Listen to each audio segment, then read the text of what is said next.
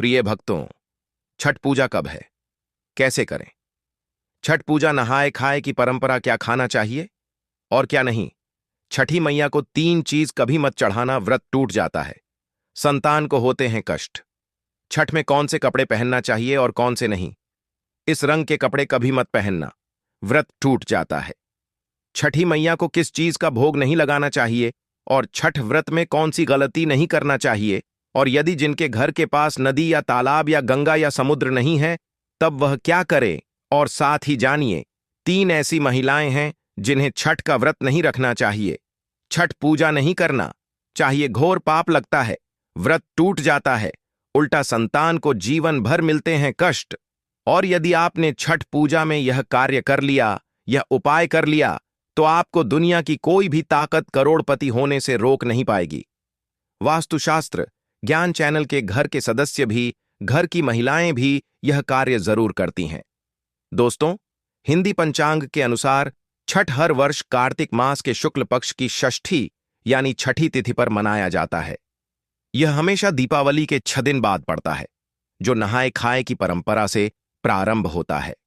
यह व्रत करने वाले व्रत भारी 36 घंटे तक निर्जला व्रत रखते हैं, जिसके बाद छठी मैया की आराधना और सूर्य देव को अर्घ्य देने के बाद इस व्रत का समापन किया जाता है।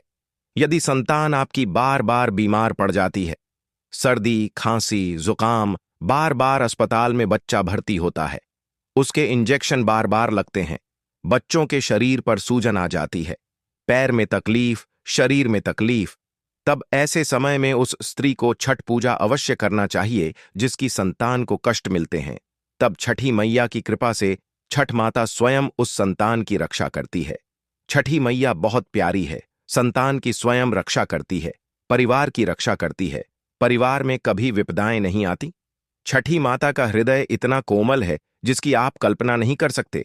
खासकर संतान दीर्घायु होती है, परिवार खुशहाल होता है, जीवन भर इतना सुख घर में बरसता है जिसकी आप कल्पना भी नहीं कर पाएंगे।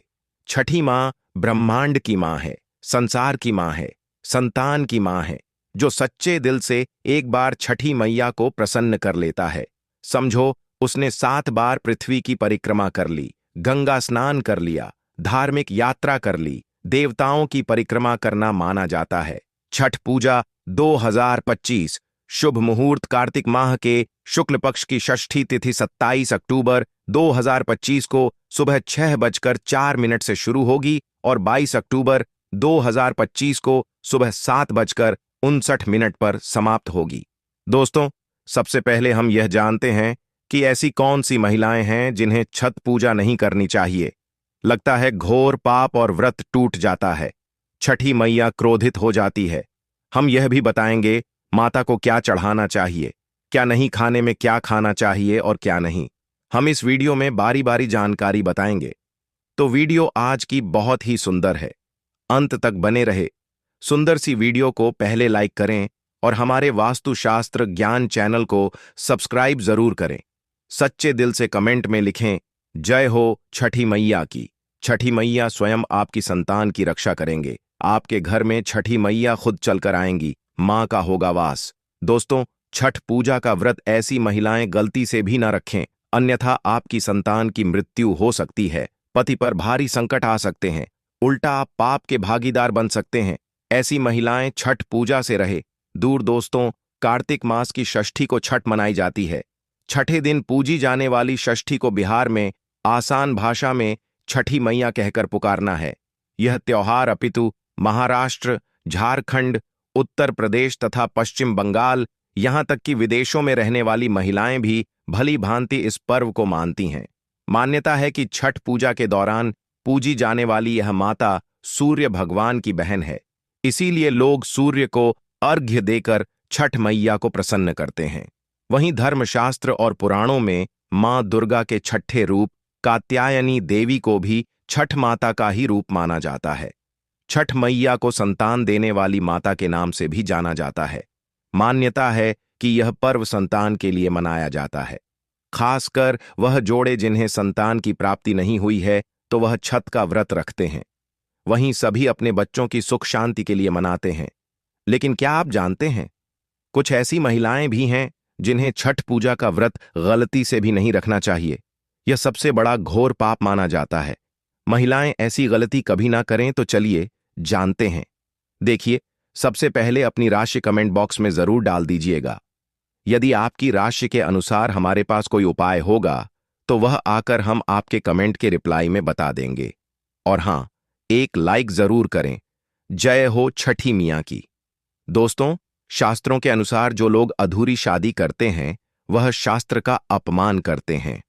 अधूरी शादी जैसे कि कोर्ट मैरिज और शादी के बिना ही संतान की उत्पत्ति कर देना सबसे बड़ा पाप है।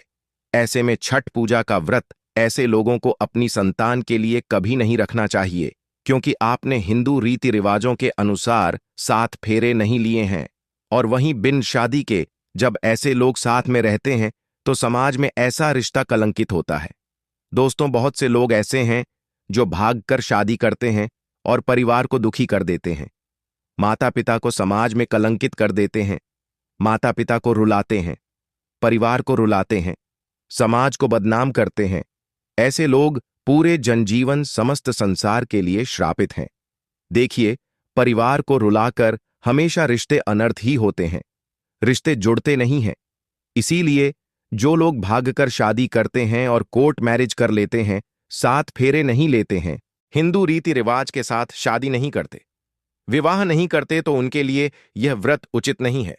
7 फेरे का मतलब होता है आपने अग्निदेव का आशीर्वाद लिया, 33 कोटि देवी देवता का आशीर्वाद लिया, मां बाप का आशीर्वाद लिया, परिवार का आशीर्वाद लिया, समाज को सम्मान दिया।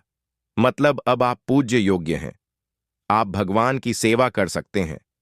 आप कोई भी व्रत आदि परंपरा के साथ कर सकते हैं। यदि जिस स्त्री को हल्दी ना लगी हो, जिस पुरुष को हल्दी ना लगी हो, ऐसा विवाह भी अशुभ होता है। शादी में हल्दी अवश्य लगना चाहिए, तभी ही आप व्रत आदि रख सकते हैं, पूजा पाठ कर सकते हैं, किसी भी मांगलिक कार्य में आप शामिल हो सकते हैं। इसीलिए ऐसी स्त्री किसी भी धार्मिक कार्य में तभी सफल व शामिल हो सकती है जब वह अग्नि के साथ फेरे ले ले। ऐसी शादी को ही शास्त्रों में सर्वश्रेष्ठ माना जाता है। ऐसे में अगर आपकी अधूरी शादी है तो आप छठ पूजा कभी ना करें। आपके ऐसा करने से छठी मैया का अपमान माना जाएगा और आपको पाप लग सकता है। दोस्तों, शास्त्रों के अनुसार इस व्रत को सच्चे मन से रखना चाहिए। अगर कोई महिला शौक में यानी बेमन से इस व्रत को रखती है तो उनके पति या संतान की मृत्यु या उन पर कष्ट आ सकते हैं। सच्ची श्रद्धा के साथ छठ पूजा का व्रत रखना चाहिए। इस व्रत के सफल होने से संतान सुख की प्राप्ति होती है, संतान को कष्ट कभी नहीं आते। छठी मैया करती है, रक्षा घर परिवार होता है। खुशहाल जो लोग छठ पूजा करते हैं तो छठी मैया उनके इर्द गिर्द, उनके घर के आसपास सदैव घूमती रहती है, उनकी रक्षा करती है, उनकी संतानों की रक्षा करती। जो बांझ महिलाएं हैं उन्हें संतान सुख की प्राप्ति देती है, लेकिन सच्चे हृदय से ही माता को पुकारे। दोस्तों, छठ पूजा करने से सैकड़ों युगों के फल की प्राप्ति होती है। परिवार में सुख समृद्धि धन की प्राप्ति होती है। छठी ही मैया की पूजा से सभी मनोकामनाएं होती हैं। पूरी वही कुंवारी कन्याएं और पुरुष भी छठ पूजा कर सकते हैं। छठ पूजा का फल कई लाख गुना प्राप्त होता है। इससे व्यक्ति के सभी पाप खत्म हो जाते हैं और सुख समृद्धि की प्राप्ति होती है। छठ पूजा का व्रत पूरा करने से स्वयं छठी ही मैया आपके पूरे घर की रक्षा करती है। दोस्तों, अब यह भी जान लेते हैं कि छठ मैया को ऐसी कौन सी 3 चीजें हैं जो नहीं चढ़ानी चाहिए, भयंकर पाप लगता है। दोस्तों, नंबर 1, सूर्य भगवान को अर्घ देने के लिए तांबे का लौटा ही प्रयोग करें, लेकिन भूलकर भी चांदी, स्टील, शीशा और प्लास्टिक के बर्तन से अर्घ नहीं देना चाहिए। इससे व्रत टूट सकता है। दोस्तों, नंबर 2, व्रत के दौरान घर में कभी भी मांसाहार न बनाएं और न ही परिवार में किसी को खाने दें। जो लोग इस दिन लहसुन प्याज का खाना बनाते हैं और खाते हैं तो उन्हें छठी मैया उल्टा बर्बाद कर देती है, श्राप दे देती है। इस दिन छठी मैया को भोग लगता है, तो घर में यदि आपके परिवार में किसी ने व्रत रखा है तो आप भी लहसुन प्याज का इस्तेमाल ना करें। आप किसी और दिन को खा सकते हैं, लेकिन मांस, मदिरा, लहसुन, प्याज आदि ना खाएं। मान लीजिए छठ व्रत आपकी बहन ने रखा है और आप दूर भी रहते हैं, तब भी आप लहसुन प्याज ना खाएं, नहीं तो उनका व्रत टूट सकता है। साथ ही साथ व्रत के दौरान घर में मदिरा आदि और धूम्रपान भी नहीं करना चाहिए। दोस्तों, नंबर 3, छठी मैया का प्रसाद बहुत ही शुद्धता के साथ बनाया जाता है। उनका प्रसाद हमेशा ऐसे चूल्हे पर बनाएं जिसे ताजी लेपा गया हो। यदि गैस पर बना रहे हो तो गैस स्टोव को अच्छी तरह से धो लें। पहले से बने चूल्हे पर कभी प्रसाद ना बनाएं, इसके लिए नया चूल्हा ही बनाएं। दोस्तों, नंबर 4, सूर्य को अर्घ्य देने से पहले कभी भी भोजन ग्रहण ना करें, घोर पाप लगेगा। व्रत भारी लोगों को पहले और दूसरे दिन सूर्य को जल देने के बाद ही भोजन करना चाहिए। व्रत के दौरान भोजन के प्रति मन में लालसा न रखें, व्रत टूटता है। नंबर 5, छठी मैया से मांगी मन्नत अगर पूरी हो जाए तो आपको अपनी मन्नत का पूरा होने की विशेष पूजा जरूर करनी चाहिए, अन्यथा मैया के प्रकोप का सामना करना पड़ सकता है। नंबर 6, छठ का व्रत करने वालों को जमीन पर 4 दिन तक सोना चाहिए। छठ पूजा वाले कमरे में ही अपना आसन लगाना चाहिए। ऐसे में आपको छठ मैया का ध्यान करते रहना चाहिए। इससे मां आपके व्रत को संपूर्ण करती है और कोई भी विघ्न बाधा नहीं आती है। नंबर 7, जिस जगह पर प्रसाद बन रहा हो वहां साधारण भोजन भी नहीं बनाना चाहिए। साथ ही साथ उस स्थान पर खाना भी वर्जित है। दोस्तों, नंबर 8, प्रसाद बनाते हुए नमक का हाथ भी किसी पूजा की वस्तु या प्रसाद से नहीं छूना चाहिए। दोस्तों, नंबर 9, पूजा के दौरान अपनी वाणी को बुरी बातों से थोड़ा दूर रखें। जुबान पर गंदे विचार भी नहीं लाना चाहिए। छठी मैया का आशीर्वाद पाने के लिए मन में गंदे विचार नहीं लाने चाहिए। नंबर 10, घर में पूजा के दौरान झूठे बर्तन और गंदे कपड़ों का ढेर बिल्कुल नहीं होना चाहिए। इससे छठी मैया क्रोधित हो जाती है और व्रत टूट जाता है। छठी मैया को साफ सफाई बहुत पसंद है। व्रत के दौरान अपने घर को साफ सुथरा रखें और गंगा जल से छिड़काव अवश्य कर लें।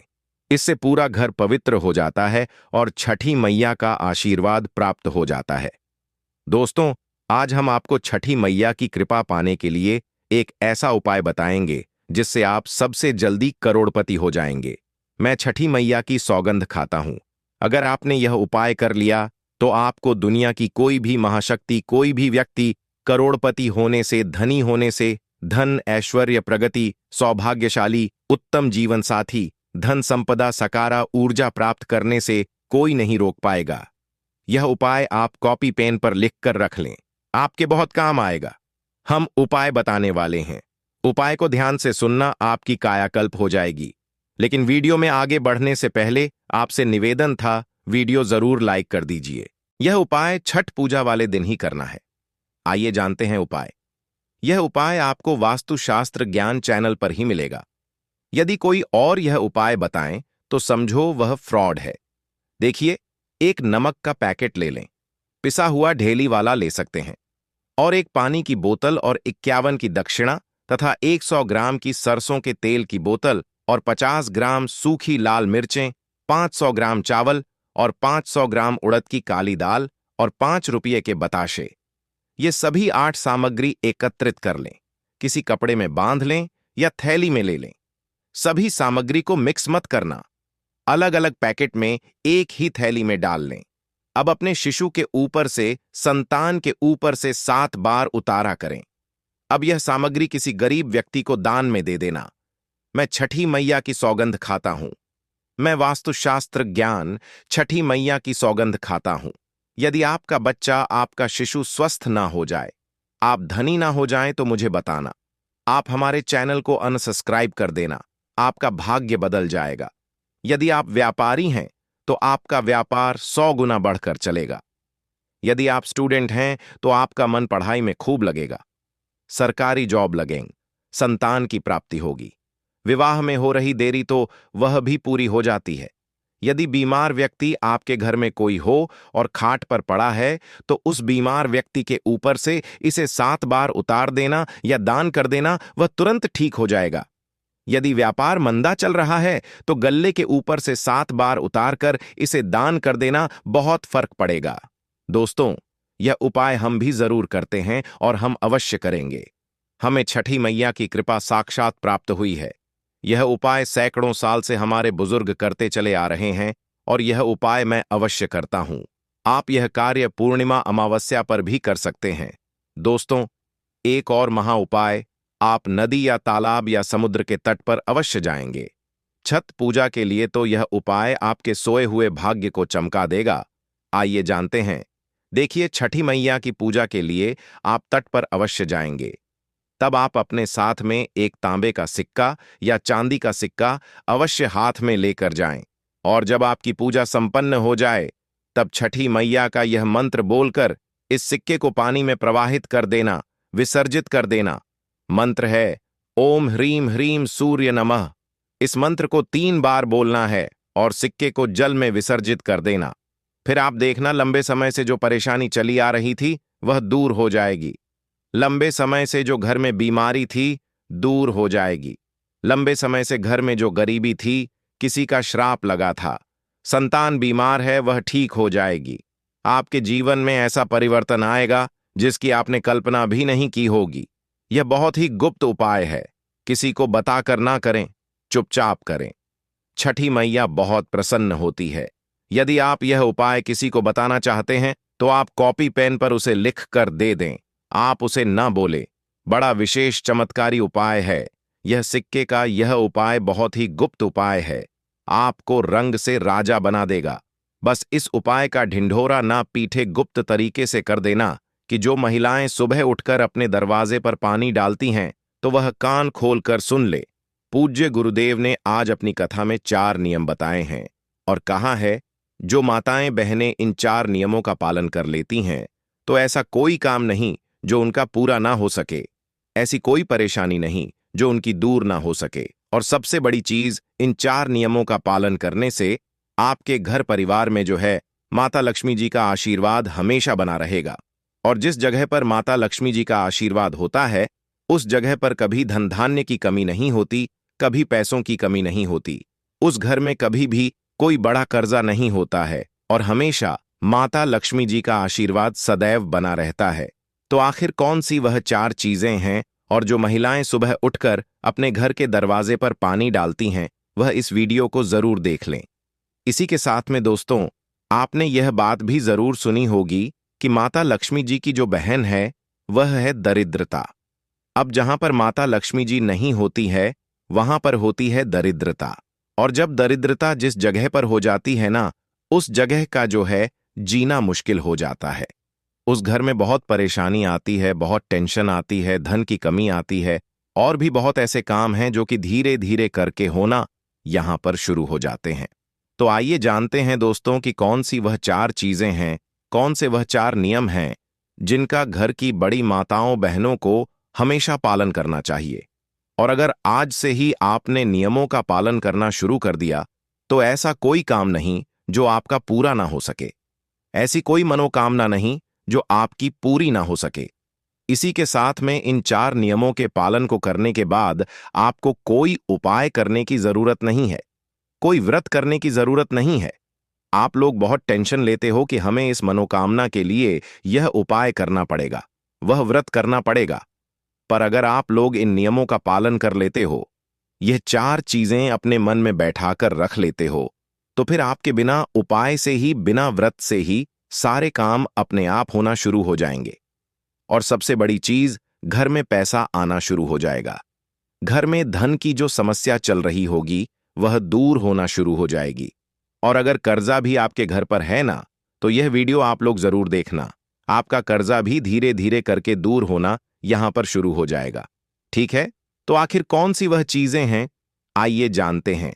देखो, माता लक्ष्मी जी का आपको हमेशा पता होगा कि माता लक्ष्मी जी हमेशा अच्छी जगहों पर रहना पसंद करती है और उनकी बहन जो दरिद्रता है, जो कि बुरी जगहों पर रहना पसंद करती है। तो आप खुद अपने मन से समझ सकते हो कि जिस घर में प्रेम भाव रहता है, जिस घर में पैसा भरपूर रहता है, कोई परेशानी नहीं होती है, उस घर में माता लक्ष्मी जी का आशीर्वाद रहता है। और जिस घर में हमेशा लड़ाई झगड़ा रहता है, जिस घर में उल्टे सीधे चीजें होती रहती हैं, कुछ ना कुछ होता ही रहता है, कुछ दिनों में उस घर में दरिद्रता का वास रहता है, तो भाई वहां पर आप लोग गलतियां करते हो। उन गलतियों को आपको आज से ही सुधारना है, जो हम आपको इस वीडियो में यहां पर बता रहे हैं। ठीक है, अब दोस्तों यहां पर हम आपको एक बात बताएं। माता लक्ष्मी जी के आने का एक समय होता है। वह आपके घर पर हर दिन आती है, पर हर दिन जब आपके घर पर उन्हें वह चीज मिलती है जो कि दरिद्रता को पसंद है, तो वह आपके घर से चली जाती है। तो आखिर कौन सी वह चीजें हैं जो कि माता लक्ष्मी जी को पसंद है? वह हमको करना चाहिए जिससे कि माता लक्ष्मी जी हमारे घर में प्रतिदिन प्रवेश करें। दोस्तों, माता लक्ष्मी जी प्रतिदिन सुबह सुबह हमारे घर पर भ्रमण करने के लिए आती है। पृथ्वी पर वह भ्रमण करने निकलती है, और जब वह आपके घर के दरवाजे पर आती है और वह देखती है कि इस घर में तो सभी लोग सो रहे हैं, इस घर में तो कुछ भी मतलब हमारे आगमन के लिए तैयारियां नहीं हुई हैं, तो वह वापस चली जाती है और जिस जगह पर यह सब चीजें होती हैं उस जगह पर फिर जो माता लक्ष्मी जी की बहन है वह दरिद्रता वहां पर पहुंच जाती है। फिर आप जानते ही हैं कि क्या क्या आपके घर में परेशानियां आना शुरू हो जाती हैं। तो अब हम जानते हैं उन 4 नियमों के बारे में, उन 4 चीजों के बारे में जो कि आपको अपने जीवन में जो है, अपने घर में जो है करना यहां पर शुरू कर देना है। ठीक है, अब देखिए, सबसे पहली चीज, घर की जो बड़ी माता बहन है उनको इन नियमों का विशेष रूप से यहां पर पालन करना है। तो घर की जो बड़ी माता बहन है ना, उनको सबसे पहला नियम यह बनाना है कि वह सुबह जल्दी उठकर हो सके तो ब्रह्म मुहूर्त में उठकर 4 बजे से लेकर 5 बजे के बीच में, या लास्ट अगर उठ भी जाए तो 6 बजे तक या 7 बजे तक आप लोगों को उठकर अपने घर के मेन गेट पर जल जरूर छिड़कना है। क्या छिड़कना है?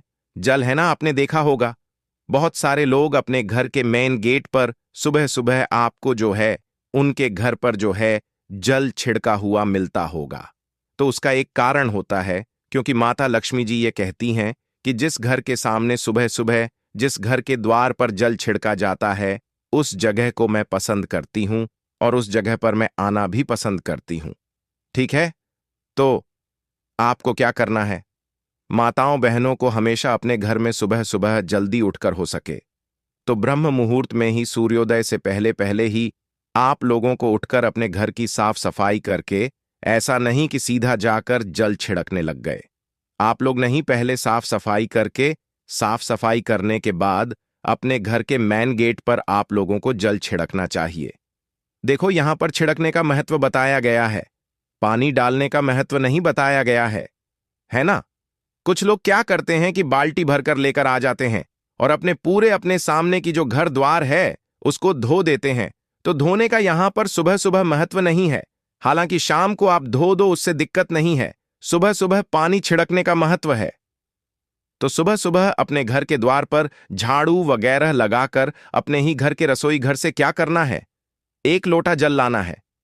अब यह जल आप ऐसा मत समझना अब कि आप कहीं से भी ले लोगे, नहीं, यह जल आप लोग लेकर आओगे अपने घर के रसोई घर से। अब रसोई घर में तो आपको इतना जल नहीं मिलेगा ना बाल्टी भर के, तो ये जल जो है आप लोगों को 1 लोटा अपने घर का कोई लेना है। उस लोटे को जो है अपने घर के रसोई घर में, जहां पर आपका पीने का पानी रखा जाता है, उस जल से भरकर लाना है ना? ऐसा पीने का पानी जो कि आप लोगों ने झूठा ना किया हो, जिससे आपने पानी ना पिया हो, है ना? क्योंकि आपके घर में 2-3 जगह ऐसी होती है जहां पर आप पानी भरकर रखते हो पीने का। ठीक है, तो या नहीं भी रखते हो तो आज से रखना चालू कर दो, क्योंकि सुबह सुबह आप इस जल को जो है अपने घर के मेन गेट पर छिड़कोगे। अब उसका कारण एक और भी है कि रसोई घर में जो हमारे पीने का पानी वाला स्थान होता है वह हमारे पितरों का स्थान होता है। तो भाई, उस जगह से जब हम जल भरकर जो है अपने घर के मेन गेट पर छिड़कते हैं तो इससे हमारे पितृदेव भी हमसे प्रसन्न होते हैं। ठीक है, तो अब आपको करना क्या है कि अपने घर से, रसोई घर से जो है आप लोगों को 1 लोटा जल भरकर लाना है ना? 1 कलश में जल भरकर लाना है। इसके अलावा अगर आप लोगों के पास किसी दिन अपने घर के रसोई घर में कलश भरा हुआ जल ना रखा हो तो फिर आप लोग जो है नॉर्मल जल, ताजा जल, शुद्ध जल भी अलग से कहीं से ले सकते हैं।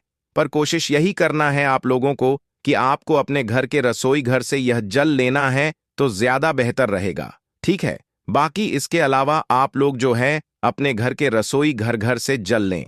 अन्यथा किसी से ना भी मिल पाए तो अपना जो भी ताजा जल है, आपका अच्छा वाला जो जल है, उसको 1 लोटा जल भरकर आपको अपने घर के मेन गेट पर आ जाना है और मेन गेट पर आकर इस जल को अपने सीधे हाथ की हथेली में जल डाल डालकर छिड़कना है। छिड़कना है, समझ गए आप लोग? छिड़कना है, डालना नहीं है। ऐसा नहीं कि एक लौटा लिया और आपने एकदम एकदम से फैला दिया।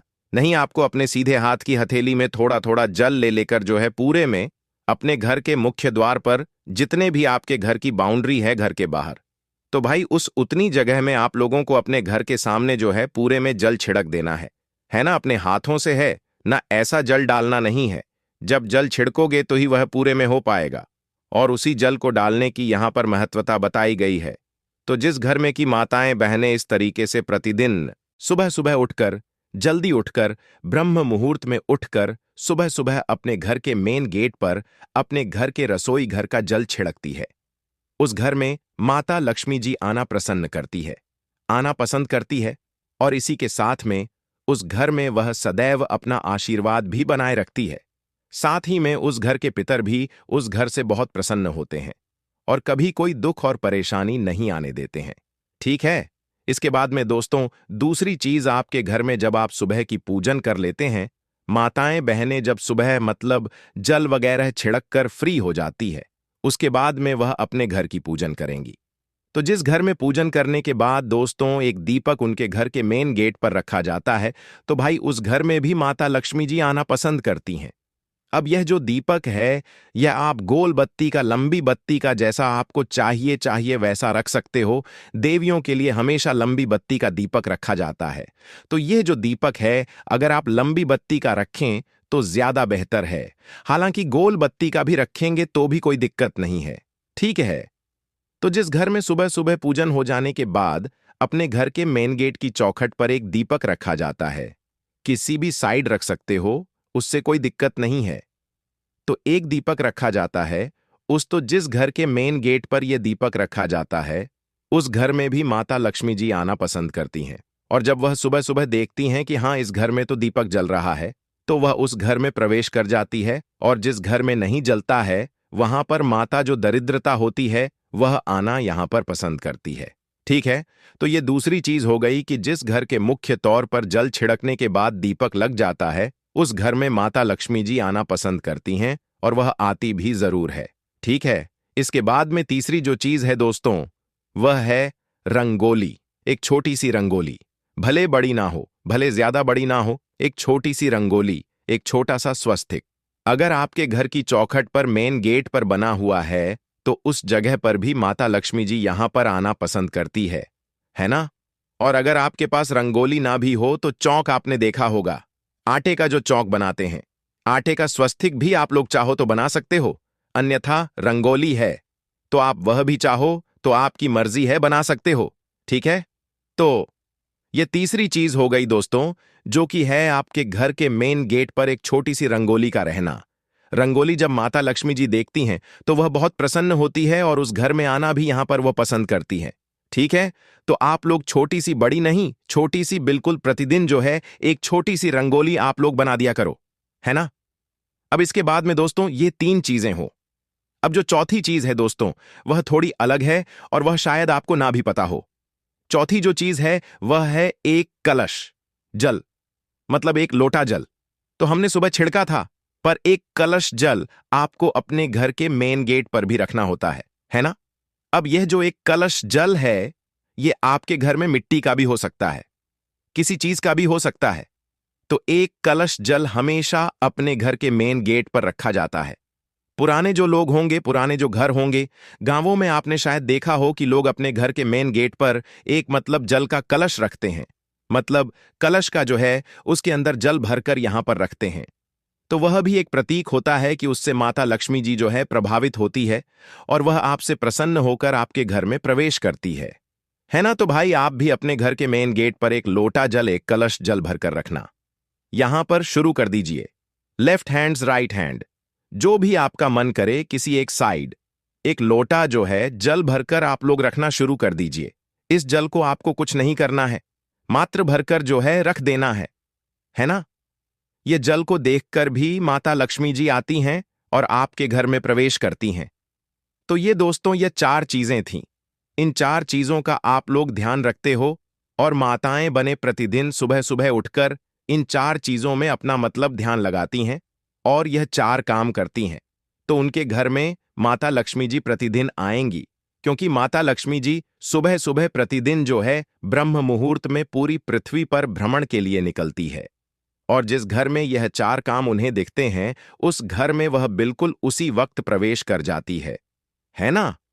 और जब वह सुबह सुबह आपके घर में प्रवेश कर जाएंगे, तो सुबह से ही आपके घर में बहुत अच्छे अच्छे कार्य होना शुरू होंगे। सब कुछ अच्छा अच्छा होगा। आपके घर से धीरे धीरे कर्जा समाप्त हो जाएगा। अगर कर्जा है तो और धन की जो समस्या चल रही है, वह भी धीरे धीरे कर करके जो है दूर होना यहां पर शुरू हो जाएगी। ठीक है? तो अब ये तो हमने आपको वह 4 चीजें बता दी जो कि लक्ष्मी जी को प्रिय है। अब हम आपको वह चीजें बता रहे हैं जो कि दरिद्रता को प्रिय है। मतलब कि जिस घर में ये काम होते हैं भाई, उस घर में दरिद्रता आएंगी। मतलब माता लक्ष्मी जी की बहन आएंगी। देखो, लक्ष्मी जी आएंगी तो आपके घर के भंडार भर देंगी, पर दरिद्रता आएगी तो जो आपके पास है वह भी नहीं रहेगा, सब कुछ खाली कर देंगे। वह और उनकी बहुत सारी चीजें जो हैं दरिद्रता की वजह से हो जाती है। तो अब आपके ऊपर है कि आपको लक्ष्मी जी को प्रसन्न करने के लिए यह 4 कार्य करना है, या दरिद्रता को प्रवेश कराने के लिए यह 4 कार्य को मतलब करना है। ठीक है? अब दरिद्रता कैसे आती है वह भी जान लीजिए। देखिए, दरिद्रता जब आती है जब आप लोग सुबह सुबह बहुत लेट तक सोते रहते हो। वैसे तो दोस्तों सूर्योदय से पहले उठना चाहिए, पर जब भी अगर कोई सूर्योदय से पहले ना उठ पाए तो 7 बजे तक जो है, मतलब 6 बजे तक उन्हें उठ जाना चाहिए, क्योंकि इसके बाद अगर उठते हो तो सीधी सी बात है कि दरिद्रता माता आपके घर में प्रवेश जरूर करेंगी। क्योंकि वह खुद कहती हैं कि जिस घर के लोग सूर्योदय के बाद सोते रहेंगे, दोपहर तक सोते रहेंगे, लेट तक सोते रहेंगे, उस घर में वह जाना पसंद करती है और उस घर में वह प्रवेश कर जाती है। और जिस घर में दरिद्रता माता प्रवेश कर गई, आप जानते ही हैं उस घर में क्या क्या होना यहां पर शुरू हो जाता है। तो हो सके तो घर की माताएं बहनें अपने घर के सभी सदस्यों की यह एक चीज को जरूर सुधारें कि वह जल्दी उठे। सभी आप तो उठ ही जाती हैं सुबह जल्दी, पर हो सके तो अपने घर के सभी सदस्यों को जल्दी उठाने की यहां पर कोशिश करें। सूर्योदय के बाद ज्यादा देरी तक ना सोएं। बस इस बात का आप लोगों को ध्यान रखना है। तो सुबह जो लोग सोते रहेंगे भाई, उन लोगों के घर में दरिद्रता यहां पर प्रवेश करेगी। इसके बाद में दरिद्रता एक जगह पर और आएगी, जो कि है जिस घर में रात के झूठे बर्तन सुबह तक रखे रहेंगे। सुबह जब दरिद्रता माता घूमने आएंगी, हाँ, सुबह लक्ष्मी माता के साथ में दरिद्रता माता भी घूमने आती है। जिस घर में लक्ष्मी जी के पसंद की चीजें नहीं मिलती हैं, उनको उस घर में दरिद्रता प्रवेश कर जाती है। तो भाई, जिस घर में रात के छूटे हुए बर्तन सुबह मतलब सुबह तक रखे रहते हैं, उस घर में दरिद्रता बिल्कुल बेझिझक होकर प्रवेश कर जाएंगे। क्योंकि आप लोग रात के अगर बर्तन मांज कर नहीं सोते हो, रात के बर्तन आपकी सुबह तक रखे रहते हैं, दरिद्रता उस घर में आनी ही आनी है। उस घर में मतलब ऐसे कार्य होने हैं जिससे कि आप लोग परेशान यहां पर हमेशा रहेंगे ही रहेंगे। ठीक है? तो दूसरा काम यही है दरिद्रता को जो कि प्रिय है। रात के बर्तन जो लोग सुबह तक रखते हैं, उनके घर में दरिद्रा माता प्रवेश करती है। और अगर दरिद्रा माता को प्रवेश नहीं करवाना है तो आप लोग सुबह जल्दी उठिए, रात के बर्तन को अपने राखी में साफ करके रखिए। इसके बाद में तीसरी चीज है दोस्तों, जो माताएं मैंने दोपहर में सोती हैं, है ना? तो भाई, ये तो एक बहुत कॉमन चीज है कि ज्यादातर लोग जो है दोपहर में 1 से 2 घंटे की नींद लेते ही लेते हैं। हालांकि आप लोग आराम कर सकते हैं, पर गहरी नींद आप लोगों को दोपहर में नहीं लेनी चाहिए। यह नियमों के विरुद्ध है। बाकी आपकी मर्जी, आप जैसा चाहे वैसा कर सकते हैं। तो दरिद्रता को एक चीज और प्रिय है। जिस घर की माताएं बहनें दोपहर में सोती हैं, उस घर में भी दरिद्रता यहां पर प्रवेश कर जाती है, क्योंकि उनको यह चीजें पसंद है। इसके अलावा दोस्तों, चौथी जो चीज है वह यह है कि जिस घर में सुबह सुबह से लड़ाई झगड़ा शुरू हो जाता है, या घर में बिल्कुल साफ सफाई नहीं रहती है, मक्खियां भिनक रही हैं, कुछ भी हो रहा है, इधर उधर गंदगी पड़ी हुई है, उस घर में भी दरिद्रता यहां पर प्रवेश कर जाती है और घर में फिर परेशानी आना शुरू हो जाती है। और एक चीज और जो कि हम आपको आखिरी में बताएंगे, वह यह है कि जिस घर में नींबू और मिर्ची एक साथ रखा जाता है, उस घर में दरिद्रता बिल्कुल पक्की बातें प्रवेश कर जाती है। तो आप लोगों को नींबू और मिर्ची को एक साथ नहीं रखना है, अलग अलग रखना है। फ्रिज के अंदर भी भले ही ऊपर नीचे की दराज में नहीं रखना है। नींबू को अंदर रखना है तो मिर्ची को बाहर रखिएगा। अलग अलग आप लोगों को नींबू मिर्ची रखना है, क्योंकि नींबू मिर्ची की जो जगह होती है वह दरिद्रता की ही जगह होती है। वह उनको बहुत पसंद होती है। इसीलिए लोग नींबू मिर्ची को अपने घर के मेन गेट पर ही टांग देते हैं, जिससे कि दरिद्रता वहीं पर रुक जाती है और लक्ष्मी जी अंदर आ जाती है, और दरिद्रता वहीं पर मेन गेट पर रुक जाती है। तो नींबू और मिर्च को एक साथ नहीं रखना है। तो दोस्तों, ये वह चीजें थीं जो कि अगर आप लोग जिनका ध्यान रखते हो, जिन नियमों का पालन करना शुरू कर देते हो, तो आपके घर में माता लक्ष्मी जी आ जाएंगी। और जो हमने आपको बातें बताई दरिद्रता के प्रवेश करने की, अगर आप वह कार्य करते हो तो दरिद्रता माता आपके घर में प्रवेश करेंगी। दोस्तों, है जिस घर में पैसा भरपूर रहता है, कोई परेशानी नहीं होती है उस घर में, माता लक्ष्मी जी का आशीर्वाद रहता है। और जिस घर में हमेशा लड़ाई झगड़ा रहता है, जिस घर में उल्टे सीधे चीजें होती रहती हैं, कुछ ना कुछ होता ही रहता है, कुछ दिनों में उस घर में दरिद्रता का वास रहता है। तो भाई, वहां पर आप लोग गलतियां करते हो। उन गलतियों को आपको आज से ही सुधारना है, जो हम आपको इस वीडियो में यहां पर बता रहे हैं। ठीक है? अब दोस्तों, यहां पर हम आपको एक बात बताएं। माता लक्ष्मी जी के आने का एक समय होता है।